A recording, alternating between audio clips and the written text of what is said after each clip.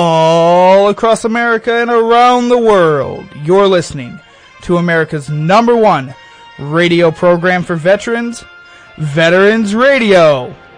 And now, live from the studios of WDEO in Ann Arbor, Michigan, here's your host for today's program, former Chief Warrant Officer, helicopter pilot with the 195th Assault Helicopter Company, Republic of Vietnam, 1969, Dale Throneberry. Crowds cheer. Good morning, America, and how are you? My name is Dale Throneberry, and welcome to Veterans Radio, America's #1 veterans program, coming to you live from the studios of WDEO Radio in Ann Arbor, Michigan, and we want to welcome you to this Thanksgiving program, 2 days after Thanksgiving. Most of us are finally recovered from Thanksgiving, and I want to make sure that we want to say hi to Matt Doerr, who's running our board today. Morning, Matt. Good morning. And also we have a guest webcam operator in there, and that's my nephew, Eric Ost. Eric, welcome to Veterans Radio. Good to be here. This is kind of cool. We're waiting to get in a family oriented. I want to introduce everybody to my nephew, Eric. We were talking earlier this morning about the military history that he's got going on. He has relatives that were fought in a 14-year war between Sweden and Norway about 300 years ago. He had an uncle in World War II. His mom works at the VA hospital in Orange, New Jersey. His dad was a cop for 25 years. So he's got a good background going there, and I'm very pleased that Eric is able to help us out today during the program. Joining me in the studio is the old CB himself, Gary Lilly. Hey, CB can do, and happy Thanksgiving to all. That's pretty cool. Yeah, we've been having a lot of, we were trying to figure out what we could make out of stuffing yesterday, and Eric brought up the idea that probably a nice stuffing sandwich would be good. I have one. I brought home from Chicago. And we forgot the turkey. We had more stuffing and so on. So it's a great opportunity to get together with family and friends, of course, and that's the whole purpose of Thanksgiving. And we're going to talk a little bit about the history of Thanksgiving and what it means to America, because it's kind of a unique feast, if you want to call it that we celebrate, and we have been celebrating off and on for close to 400 years. And we're going to start off with the first one in Plymouth, Massachusetts, and we'll give you a little background on that later on. But before we get to that, we had a guest on last week that was from Sears, who was talking to us about what the Sears company is doing in Chicago to help veterans. And I've got Tom on the line right now. So, Tom, welcome back to Veterans Radio. Well, thank you very much for having me back on the show. Hey, Tom, this is Gary Lilly. Welcome to Veterans Radio. Tell us what Sears is doing right now. You gave us an update. We want to keep giving this update so that people will contribute, because the money is used so well. Yeah, well, just last week we've already given out the first disbursement. So we try to, as soon as we can get a substantial amount, we'll go ahead and start to distribute that out to the military families. So we gave the first $50 out. Hey, Tom, describe what the program is first for those that may have missed it last week, okay? Yeah. The Heroes at Home Wish Registry attempts to help military families during the tough holiday season when sometimes deployments can make those distances a little more challenging, and military families may be struggling financially over the holiday period. Given all that they sacrifice, Sears tries to go out and provide gift cards to active duty and reserve and guard military families to help them say thank you and to, in some small way, help them have a better holiday season. How many families signed up for it? In less than a 24-hour period, we had 23,000 families sign up, and we had to, at that point, close off the registration because we wanted to make sure that we could deliver something substantial to those families. That's neat. What do they use the money for? You would think it'd be a lot of extravagance, but it's not the case. They're out buying essentials for the family. A lot of times it goes towards children's apparel, household items, sometimes food. Sometimes they have a repair that needs to be done on a car at an auto center, or maybe an appliance that they've been putting off replacing. So this is pretty basic stuff.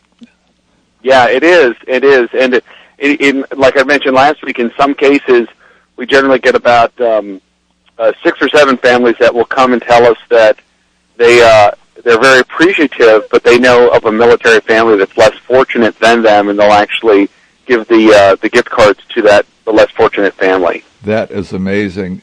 It means so much to the troop overseas to have this pressure taken off of them, worrying about the family back home and the appliance repair, or will their child get something nice for Christmas, like new clothes. And that's just a wonderful program. How do people donate to it, Tom? The simplest way is walking into any Sears store, and at any cash register they can go up and make a donation. It's a real simple process. They have little barcodes they'll scan, and you can make a donation there. Or you can donate from your home by going to Sears.com/heroesathome. That's very good. And I want to keep featuring Sears because I admire the company so much for all that it does for the servicemen and women who are not employees of Sears, and what you do for your employees while they're out at Iraq, Afghanistan, or wherever is really remarkable.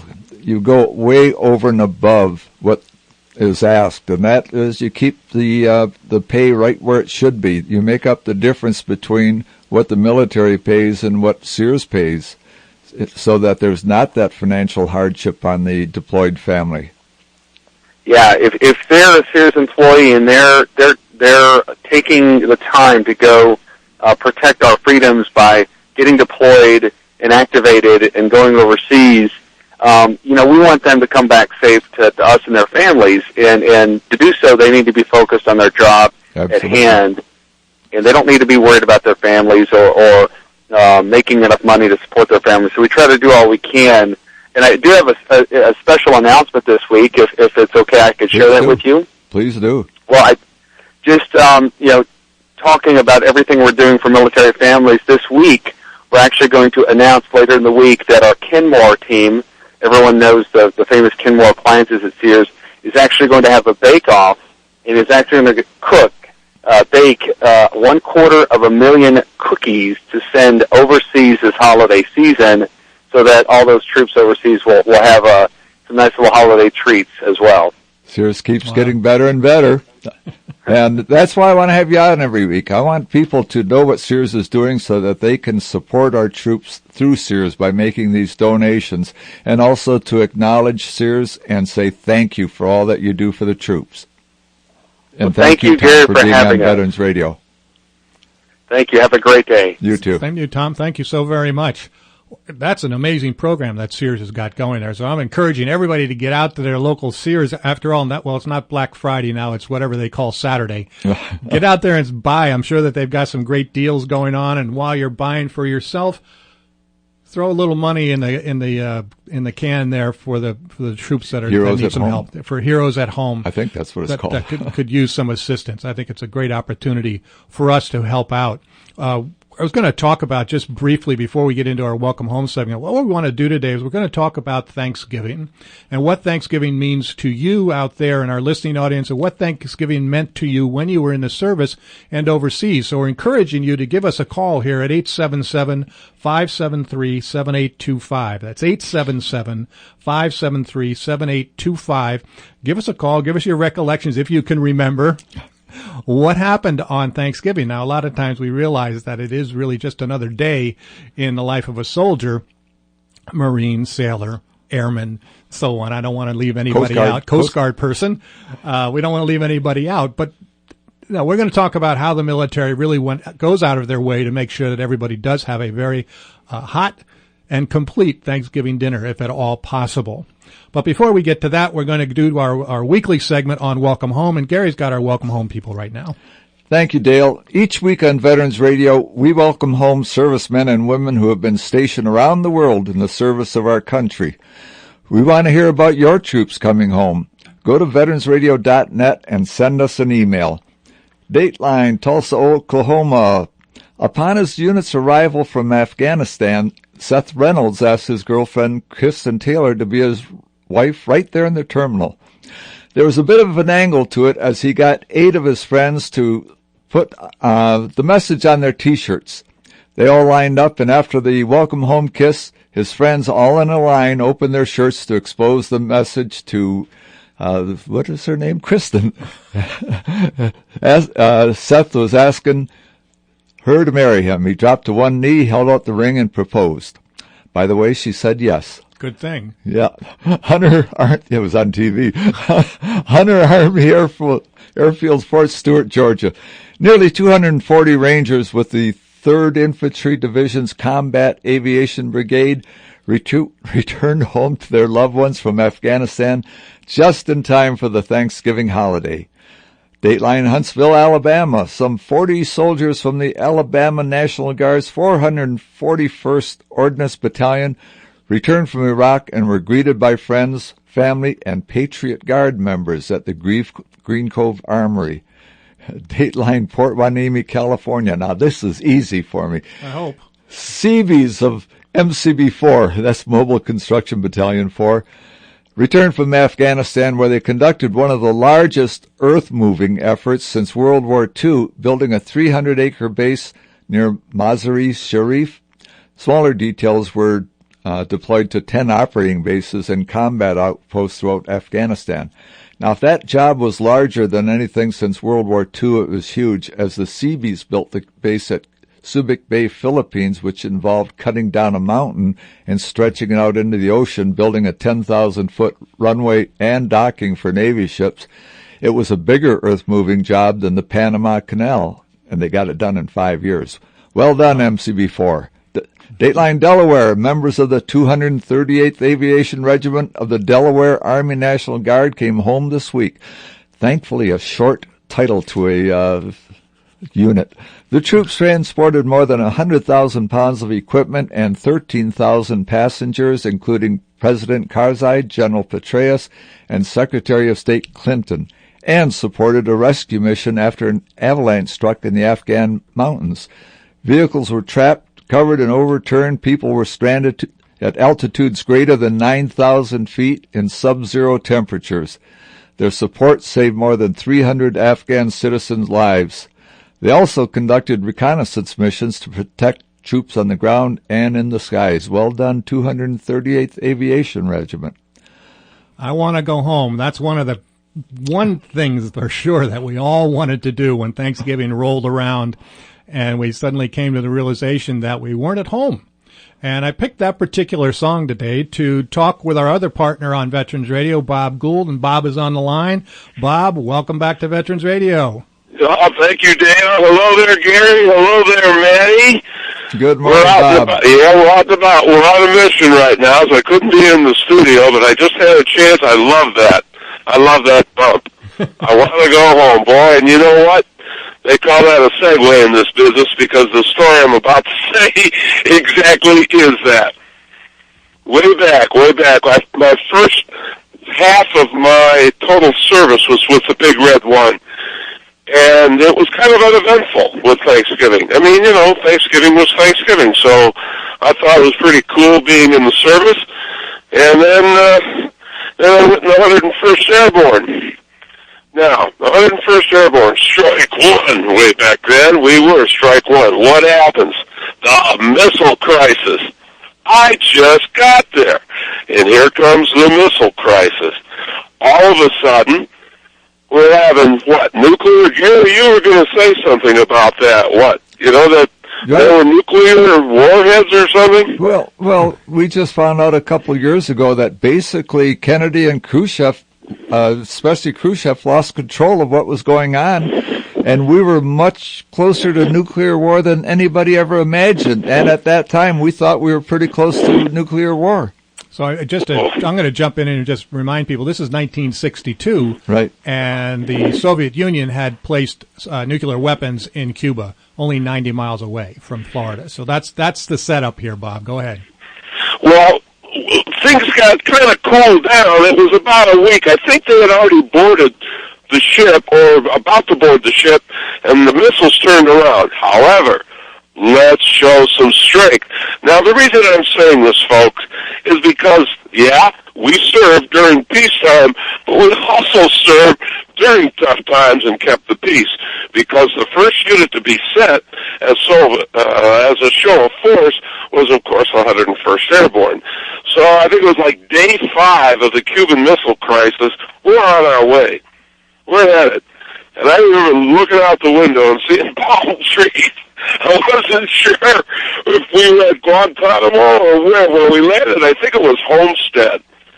And immediately set up a perimeter. The CBs came in and put in the officers' club first, of course, right? You know, isn't that right, Gary? Yeah, they probably said, hey, you guys, do us first. We got a couple of 5-gallon cans of medical alcohol. I'm sure. That's how they bribed us. Well, the officers' club got set up. Now, remember, this is the missile crisis. We were going to be the tip of the spear going into Cuba. We were fully equipped. We flew down, and I think there were C-130s. We flew down in C-130s, and there we were. So we were there for 6 weeks. Now, most of the units were being sent back, the 101st, most of the brigades, or not brigades, companies, etc., were being sent back, except us. We were the last to go. So we're thinking it's like the day before Thanksgiving. Hey, this will be nice. I want to go home. We're going to be home. Wait a minute. Somebody had an idea back at Fort Campbell. Why? Heck, let's have the boys. Let's turn this into an exercise. So we jumped. The following day, Thanksgiving Day, we parachuted, true story, into Fort Campbell. I actually met a guy that was part of the National Guard pilots that flew us. Anyway, we jumped in and landed at one of the drop zones way, way, way away from the base, about 25, 30 miles. We could see the base up on a hill. We could see the base. But there we were, and we were told, and you follow orders, right? We were told to stand fast. Don't go anywhere. Now, we could have made this march. Remember, it's Thursday afternoon. We're getting in our gear. We're waiting for the trucks. The trucks never came. Now, again, the reason I'm telling this story is that it was a long night, and it was Kentucky, and it was cool, and we had nothing to eat, but we talked a lot and reminisced about our families. I think it was the only Thanksgiving I've ever missed in my entire life that I can remember. So there we were, looking out, and of course we waited for the trucks, right? That's what you're supposed to do. Stand fast. And they didn't come, something like 3 o'clock in the morning, 2, 3 o'clock, and of course we were too tired. So that's my little story. Yeah, there are a lot of guys from Detroit there. We talked about Detroit. We had some black guys that were singing some Motown stuff. It got to be pretty good. You know, I guess a couple of guys had like, sea rations or candy bars, so we kind of split that up. But it was a Thanksgiving to be remembered because, well, we just survived. Hey, Bob. Gary, you heard about the guy making his first jump with 101st, and they told him, now, when you jump, your parachute's going to open by the static line. Don't worry about it. But in case it doesn't open, then you've got your reserve chute. Pull that reserve chute, and that'll open. And you'll go to the ground, and the trucks will be waiting. So the guy jumped, and the main chute didn't open, tore away from the static line. And he pulled the reserve chute, and that didn't open. And he said to himself, I bet those darn trucks aren't going to be there either. Gary, you waited all day and night to tell that story because you know I was going to be on Good Going. That's right. So, All right, guys. that's sweet. But to all my brothers and sisters out there at 101st Airborne, they are in Afghanistan, Iraq, they're in that area, and the Big Red One. Give you a big salute. God bless you, and keep it up, man. Keep it up, really keep it up. And everybody take care on Veterans Radio. I'll be listening over in the car radio. How's that? All right. Thanks a lot, Bob. Appreciate it. Take care. Bye-bye. See you later. He is always so full. You were waiting for that all day. We knew that. You always have to have something about airborne that you want to talk about. You know, it's kind of interesting what Bob was talking about. The idea behind Thanksgiving was to celebrate harvest and so forth. But I wanted to just mention one thing before we have our next guest from the phone, is that on January 6, 1941, Franklin Delano Roosevelt gave his inaugural address for, I don't know, his third or fourth term, whatever it happened to be at the time. But it was talking about his 4 freedoms. And I thought this was really important because this is why our men and women are overseas today, which is why World War II, Korea, the whole bit. And that was that people everywhere in the world ought to enjoy these 4 freedoms. And the first one is freedom of speech and expression. The second is freedom of worship, to worship wherever you want and how you want. The third is freedom from want. Now, that's the poster that we had up on our flyer this week. And that was one of the Norman Rockwell photograph of a Thanksgiving dinner. And finally is a freedom from fear. And really, I think psychologically and philosophically, this is what we try to do here in America, is we want everyone to enjoy the freedoms that we have. We are so fortunate here in America to be able to say what we want, worship where we want, find the food that we need, or somebody will help us with that. And finally is a freedom from fear. We can pretty much do whatever we want, and we don't have to worry about somebody kicking in the door and coming to get us. And who protects those freedoms? Our troops right now, but That's also right. It's our support as civilians that are supporting these troops. And that's the thing that we talk about, especially today around Thanksgiving. We want you to remember those men and women that are around the world trying to protect our freedoms, in addition to offering these freedoms to other countries. Now, whether they want them or not, that's up to them. But at least they should have the opportunity to try. You can support troops from anything from sending cards for Christmas. And I'll remind people about little Destiny Edie that we've had on the program before. She started when she was 10 years old. She's now 14. She has sent 40,000 cards to the troops. She raises the money for postage for the cards, sits at public events with a booth, gets people to sign them, and sends them off. 40,000, can you imagine? I know. Well, Thanksgiving is a lot of time where we do appreciate what we have, and many of you out there I know have shared over the last couple of days with your own bounty. I've got another caller on the phone. I want to bring him on, and this is from Saline, Michigan, and I've got Ralph Winter on the phone. Ralph, welcome to Veterans Radio.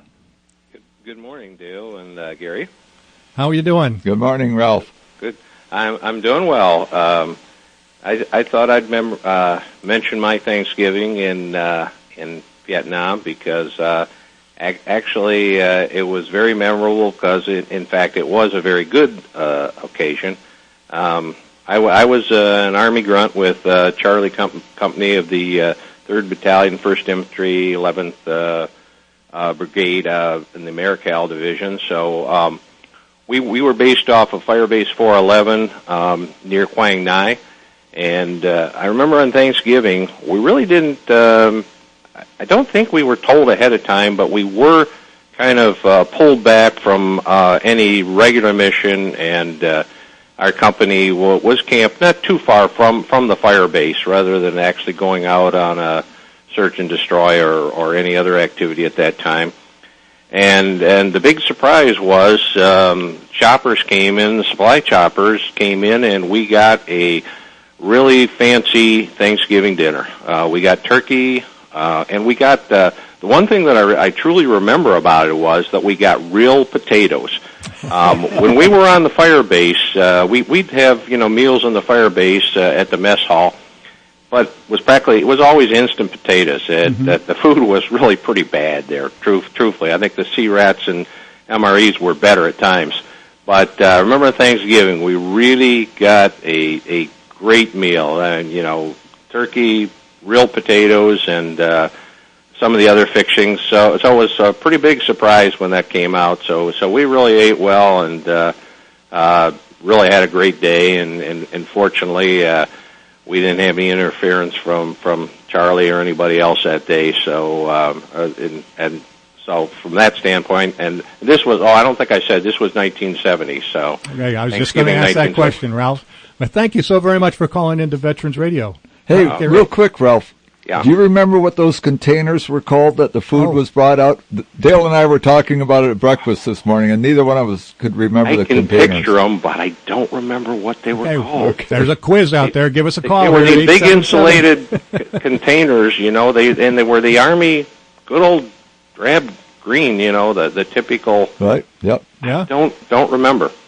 Well, thank you very much, Ralph, for calling into Veterans Radio. We greatly appreciate that. And we want to hear from you out there. If you've got a story, if you can remember the name of those containers, that's 877-573-7825. 877-573-7825. We've got a couple of minutes till we come up to the bottom of the hour. And I wanted to, as Ralph pointed out, the helicopters, that would be me, just one of many. Oh, you didn't do them all on your own? I didn't do them all, but I was a short-timer at Thanksgiving. And by short-timer, I mean I think I had about 10 days left to go in my tour, and I was pretty much hunkered down in the bunker by then.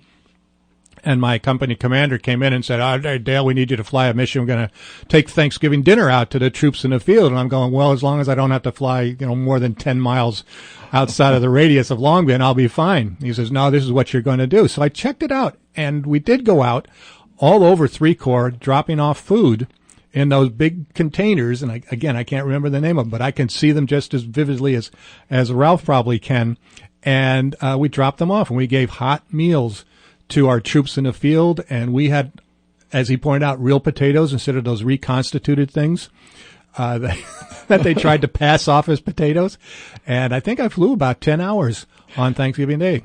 As a Seabee, I could never complain about the food we got after we got past the sea rats, because we burned a lot of calories, and you keep the Seabees and a lot of food and a lot of beer, and they'll work. Well, that's true. If you do provide food, and I can't complain about my food compared to people like Michael J. Martin and so forth that were out in the field, and probably Ralph also, who was out in the field all the time living on sea rations. The only sea rations I usually have, that would be lunch. And so I was very fortunate with the type of food. In fact, we used to go, I'll bet you, the best food that we found in Vietnam was Navy food, and I don't know what it is. And they had tablecloths and real plates. And no, you're thinking of the Air Force. Come on. I don't remember who exactly it was, but it was certainly. I know the Navy had these great foods, especially when we got into the officers' clubs, which was pretty cool. When we come back, I want to talk about my Thanksgiving over there. Okay, and we've got another caller on the line who we'll be talking to as soon as we go around the bottom of the hour with our Medal of Honor. Give us a call. Tell us what happened on your Thanksgivings during your time in the service. That number is 877-573-7825. You're listening to Veterans Radio, coming to you live from the studios of WDEO in Ann Arbor, Michigan. Happy Thanksgiving, folks. We'll be right back. The Medal of Honor is the highest award for valor in combat given a member of the Armed Forces of the United States. There have been over 3,400 recipients of the nation's highest award. This is one of them. Platoon Sergeant Finis McCleary continued his assault on the North Vietnamese position, although severely wounded. Details after this. A combined force was assigned the mission of assaulting a reinforced company of well-entrenched North Vietnamese Army regulars. As McCleary led his men up the hill and across an open area to close with the enemy, his platoon and other friendly elements were pinned down by heavy fire coming from the fortified enemy positions. Realizing the severe damage that the enemy could inflict on the combined force, McCleary rose from his sheltered position and began a one-man assault on the bunker complex. He moved across 60 meters of open ground as bullets struck all around him and rockets and grenades literally exploded at his feet.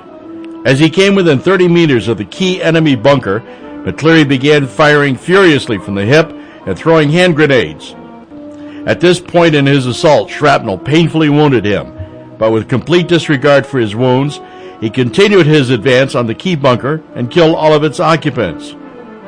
Having successfully and single-handedly breaching the enemy perimeter, he climbed to the top of the bunker he had just captured, and in full view of the enemy, shouted encouragement to his men to follow his assault. As the friendly forces moved forward, McCleary began a lateral assault on the enemy bunker line. He continued to expose himself to the intense enemy fire as he moved from bunker to bunker, destroying each in turn. He was wounded a second time by shrapnel as he destroyed and routed the enemy from the hill. The Medal of Honor series is a production of Veterans Radio. We're back on Veterans Radio, and that is our good friend Kate Smith.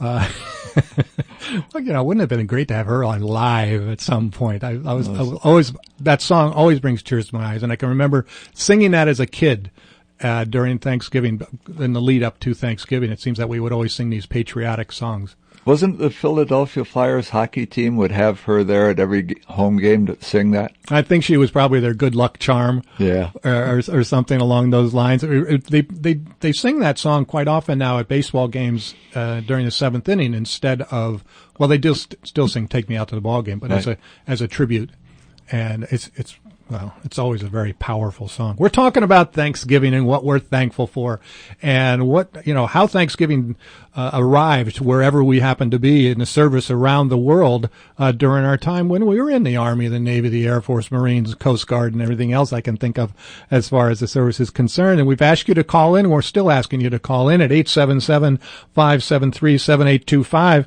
And we do have another caller on the line. That's Tom Podsol. Is that Podsol? Podsol. Well, Gary knows who it is. Tom, welcome to Veterans Radio.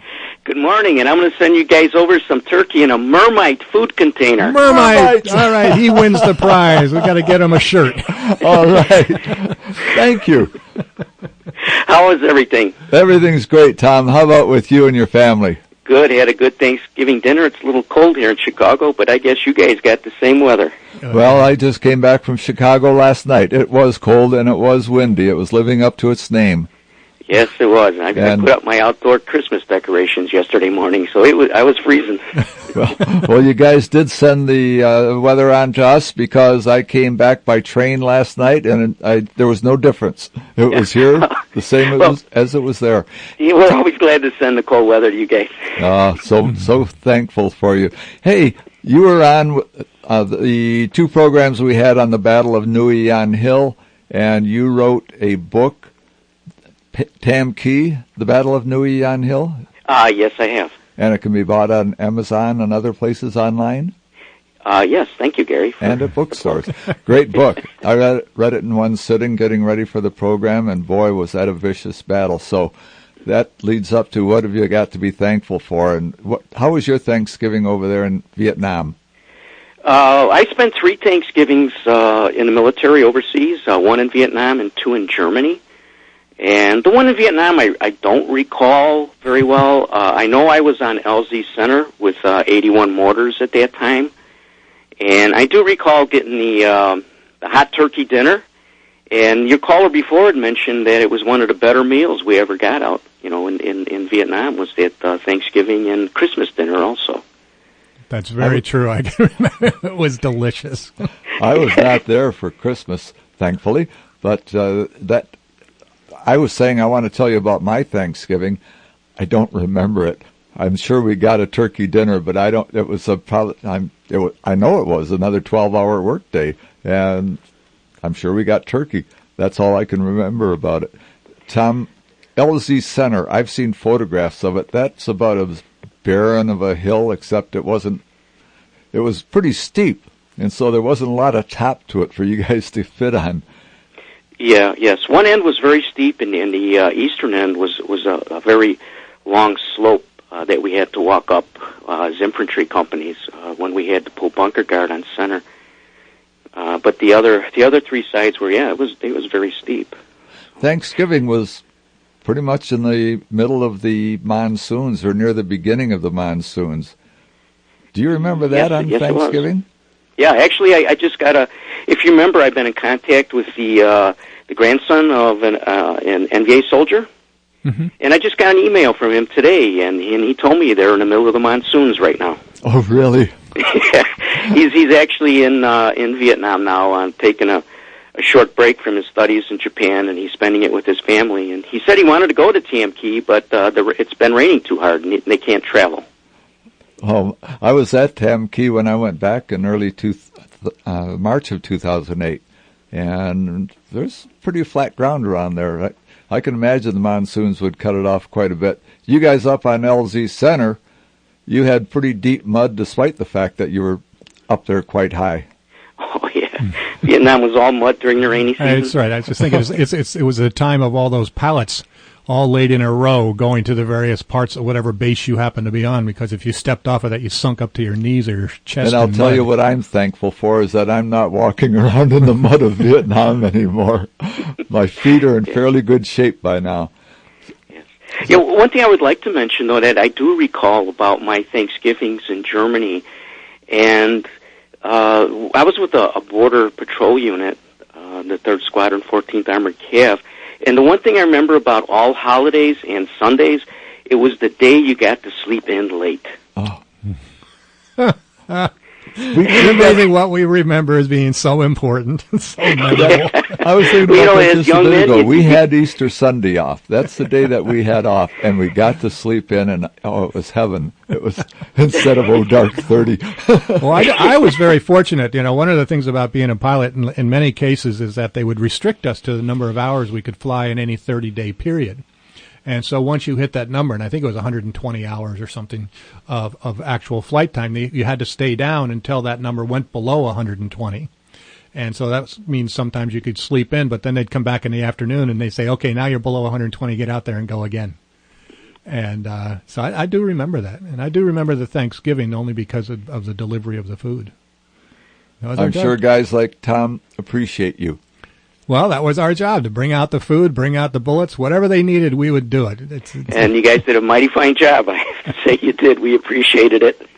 Hey, Tom, how's your squad mate doing? Have you talked to him lately? Who was on with you on Battle of Kosiba? I'm sorry? Yeah, Ron is doing fine. Good deal.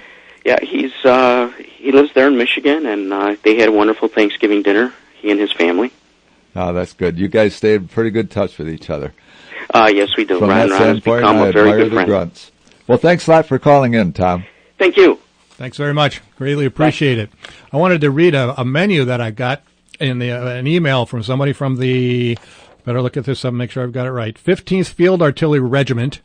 That was in Thanksgiving 1965, the 2nd or the 32nd Arty. Boy, I still can't remember the names of all these things and what they all mean. But anyway, we've got a Thanksgiving Day poster that we're putting up on our webcast.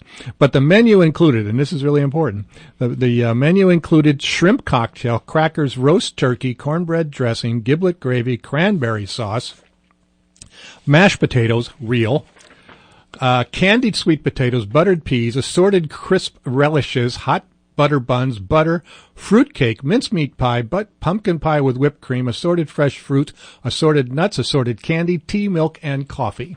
Where was that? This was Thanksgiving with LZ Diamond Head, it looks like. Vietnam. In Vietnam. This is what they served. What year? I don't know. One of these says 65, one of them says 67. So, and there's a little note here from W.C. Westmoreland, General, United States Army Commanding. This Thanksgiving Day, we find ourselves in a foreign land, assisting in the defense of the rights of free men everywhere. On this day, we should offer our grateful thanks for the abundant life which we and our loved ones have been provided. May we each pray for his continued blessings and guidance upon our endeavors to assist the Vietnamese people in their struggle to attain an everlasting peace within a free society. So there you go. The messages from the leadership, that meant a lot, although at the time you tried to, At the time we didn't really pay attention because we figured they were it's like me being mad at LBJ and at Nixon because I figured I got drafted by Johnson and got sent to Vietnam by Nixon. So at that time, I didn't like either one of them. Are you starting to get over it? I'm working on it. We've got another caller on the line right now. We've got Keith from Detroit. Keith, welcome to Veterans Radio. Hello, Keith. Good morning, guys. How are you? How you doing? Pretty good. How are you, Gary? I'm good. How are you, Keith? Well, I'm alive and well. So, all things considered, I figured I would share a Thanksgiving story with you guys. Please do. I actually left Vietnam on Thanksgiving Day. And not only was I extremely thankful for that, but the fact is with the date change and time change, I actually landed back here in the States on Thanksgiving Day. So when you look at it in that way, I was doubly thankful. I guess so. And both of my children and now my grandchildren hear the stories and are taught, if you will, the value or the purpose of Thanksgiving and of giving things. And they even recognize that I have a lot to be thankful for. Truly do. What did you do over in Vietnam, Keith? I was military police convoy escort. Okay. I wanted you to say that because anybody that hears MP, they picture a couple of guys out there ready to arrest anybody that walks around with their hands in their pockets. But you guys had some pretty dangerous duty in Vietnam. Actually, I was a gunner. I worked an M60 machine gun, open gun Jeep. I usually ran lead of convoys. We ran what we call Class A Priority 1, which was fuel, rocket, mortar, ammunition. I was up in the Central Highlands and ran anywhere from Tuiwa in the north to Phan Thiet in the south. So we covered a whole lot of ground and, ran into a lot of situations that were less than pleasant. I can imagine that was a pretty active part of the country, and having a whole bunch of stuff behind you that could blow up. I imagine the only people that felt worse about that were the people driving the trucks. Well, it's one of those situations, Gary, where, you learn that as the lead, if they could, disable you or usually I had a gun truck behind me, but if they could get one of us, the first two in the convoy, yep. The idea then was they could stop all of us. So it became a cat and mouse type of game where, as long as we could keep running, we did our best to avoid a situation that, we didn't want to get ourselves into. We got a break. I got to take a break. Keith, thank you so very much for calling into Veterans Radio. We'll be right back after this message. You have honorably served the United States and the Marine Corps in times of peace and war.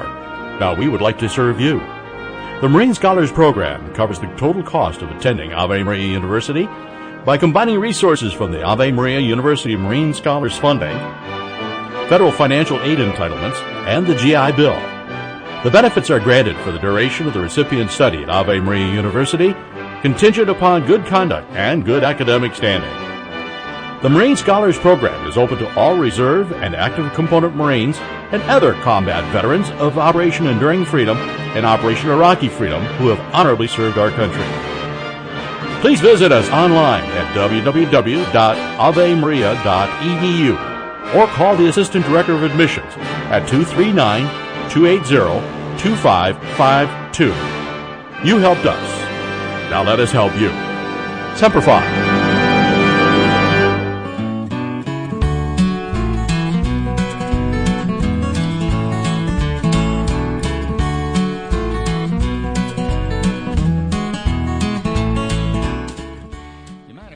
Another famous Thanksgiving song, thanks to Arlo Guthrie, and from the 1960s. We're talking about Thanksgiving and what we're thankful for, and we're asking people to give us a call here at Veterans Radio at 877-573-7825. Thanksgiving over there. Where were you? How did Thanksgiving affect you, or did you actually get a meal, or what happened during Thanksgiving during your time of duty? And we've got a caller on the phone. We've got Roger from Livonia, Michigan. Roger, welcome to Veterans Radio. Oh, thank you very much, Don. Nice having you. Nice having One you. of my first times you put a plea out from our. I'm a member of the VVA in Plymouth, and he asked for some help. So it's a good weekend, and it's a nice time to remember some of the old things and good things that we've had. That's true, Roger. So tell us, where were you serving Thanksgiving? Fortunately enough, I was serving stateside at the Hill Air Force Base, Ogden, Utah, which was the logistics base, which were all the F-16s and 15s were coming in. They were all tore up, and they were rebuilding them. So I've seen a lot of planes that look like they should have never flown, but a lot of guys that put their lives on the line for us. So, one of the things that I was fortunate enough, I was responsible for the linens for the base. So all the whites for the cooks and the linens for base billeting and all the clothes that the guys had on base. And what I was fortunate enough, I was already married and lived off a base, but a lot of the guys didn't, and you could see there's a lot of sadness around the holidays. Mm-hmm. So I got together with the cooks and senior master sergeant and says, look, I'll supply the turkeys, you supply the rest. Would you do that for me? They said they sure would. I So what we did is we sent an invitation out to all the airmen. And there was even some sergeants and so forth that were pretty well strapped financially, and say, hey, look, the party's at my place at, off base here at the trailer park. You bring a can, and that's all you need to do of food, of a vegetable, and I'll supply the rest. And we did. Wow, that's a great story. Out of your own pocket? Out of my own pocket. Well, fortunately, again, like I said, I was married. My wife worked for Mountain Bell, so I had a full-time job for the base exchange as well. So I was financially in a lot better straits than a lot of the other guys were. So that's a great story. So we supplied a lot of food, and we got through with this food. It looked like it was something that came out of the Bible. It just seemed to multiply and multiply. Huh? It absolutely did. Fishes. So everybody had a chance to take something home with them, especially those that were married and had some kids. How many people showed up, do you suppose? We had 30 people in my 10 by 50 mobile home. Talk about being crammed, but everywhere there was a seat, everywhere there's a space on the floor, there was a seat. Wow, that's terrific, Roger. When did you do this? What years or year did we did this in 1968 and 69. Well, we certainly thank you very much for doing that. That's a great story. And it still comes to my heart. Mm-hmm. And I miss a lot of those old guys, but I still remember those guys that were really hurting. That just came back from Nam and were stateside and didn't have anything. Now, the pay was pretty low in those days, even for those days.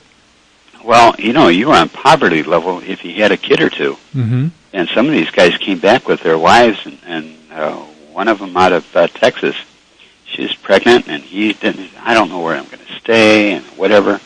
We had an extra bedroom in our house, and it turned out after the guy came out, and him and his wife used our spare bedroom for a month or two until they found themselves a place. An old high school friend popped up, and here he worked on the base commander's plane. So there was a lot of history that went on with me over there in Utah. And it sounds like you were one of those people that took care of your friends and showed the spirit of those in the military together. Everybody helping each other. That's what it was all about. That's true. Still is. It is. We always say, we had your back then, we've got your back now. Hurrah. All right. Thank you very much, Roger. You're welcome, Don. Thank you, Fred. We appreciate it. All right. Bye-bye. Bye-bye. That was a great story. That was. And I think that one of the things that points out is how many people are involved in the military. Not everybody's out there on the front lines. Right. I can't remember what the ratio was, but it was something along the lines of 9 to 10 people were behind each soldier or whoever was out in the front to support them. Can you imagine just even supplying all of these things? I've came to appreciate supply over in Vietnam. It never ceased to amaze me that what you needed always showed up, just-in-time delivery. I know. In fact, as last week on our program, we were talking with, I don't want to mess up her name, General Halstead, I think it was, Becky, and she was responsible for supplying Iraq for 25,000 soldiers. And how did you always get those things there? I mean, in our case, it was always parts. How do you get these parts for these helicopters that either broke or got shot away or we bent? And another thing that he talked about was those planes coming back that shouldn't have been able to fly. It's really hits you when, even if you're not out there in the front, when you see stuff like that, to this day, it haunts me about the hospital ship. When you'd wake up offshore was the white hospital ship. And, oh my, some guys are going to get it today. There's an operation going on. Right. And, boy, it just... And I always wondered about that with Navy and Marines, that you had this, a hospital ship that was off of the shore. You could see it. Right. And even in World War II, we've seen pictures of Iwo Jima and Okinawa and places like that where there was a hospital ship offshore to take those wounded the first, their first opportunity to get fixed up or, to get. In those days, it would be the landing craft taking them out, and in our days, it was the helicopters. Right, yeah. And it was all day long. It's Huey helicopters flying low and fast, heading for that hospital ship. Land down there for just a few seconds or whatever, back up again, and another one would be coming in. Well, we certainly have a lot to be thankful for here in America, and we really do appreciate everything that the military does to protect our freedoms and our just our lifestyle. I mean, we can't imagine what it would be like with people telling us what to do, that we couldn't worship the way that we want to, that we couldn't say or express the way that we want to, or we couldn't help each other out. We're not dependent on the government, and we're never going to be dependent on the government, because we want to make sure that we take care of each other. I think that's the best way to do it. And I'm grateful that we got an opportunity to talk about this today on Veterans Radio, to talk about Thanksgiving and the opportunities that our service in the military afforded us. And talking with people like Tom from Sears, right, who is only one of thousands of organizations out there that could use your support at this time of year. You've got Thanksgiving just passed, and you've got Christmas coming up. There's a lot of things going on out there where you can help. If you want to help a veteran or somebody on active duty, there's plenty of opportunity to do that. And also, if you want to help anybody, you always see those food boxes in the stores. Buy a couple of extra items. And I heard from one person that ran one of those programs is, don't buy a can of beans and a can of peas. Buy a big can of whatever it is, because that's what it takes to feed a family, and it works better. Just a little hint there. Another hint to help each other out. We've got a couple of programs coming up in the next couple of weeks that we're really excited about. I know that Gary has a Medal of Honor recipient that he's hoping to talk to. The one that just received the Medal of Honor, the only living one to receive it from Iraq, Afghanistan. President Obama presented it to him a few weeks back. He'll be on our program December 13th, I'm promised. You are promised. Well, that's great. We also got an email from someone who has put together a 13 CD collection of all of the music of Vietnam, 300 hours of it, and he has contacted us. So we may be having a Radio Free Vietnam program coming up where we'll be having old DJs from Armed Forces Radio on. That would be fun. And listening to some of those songs. So we want to make sure that you keep listening to Veterans Radio, and let us know what stories you would like us to tell. Let us know who you would like us to talk about on Veterans Radio, because that's our purpose here, is to tell your stories. If we don't tell your stories, or you don't tell your stories, they're going to disappear. And if they disappear, that's a sad state of affairs, because no one will appreciate what you did during whatever time period that you were in the service, whether you were, as Bob was during the Cold War. Everybody thinks, a Cold War. Well, what did they do?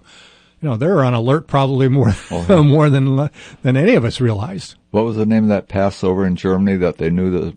where the Russians were going to come through with their tanks? Yeah. I can't. Volga Pass? I think that was it. Because I had our good friend, Ray Schrader, from our friend in Point Pleasant, another helicopter pilot. That was his job, to fly up and down the border of East and West Germany to make sure that they weren't coming over. And we may think that we exaggerate some of these things, but there's always the threat out there, and you have to be ever vigilant. As with the Cuban Missile Crisis, right. Sometimes that threat is greater than we even realize. Absolutely. It's better to be prepared than not be prepared. Absolutely. And, we'd hate to be... We almost got caught with our knickers down during World War II, so we want to make sure that doesn't happen again. Anyway, I want to thank everybody for listening to Veterans Radio today. Gary, thank you so very much. Matt, Eric, great job in there with the videos and the pictures. It's an honor to have you on our program today. Until next week on Veterans Radio, you are dismissed.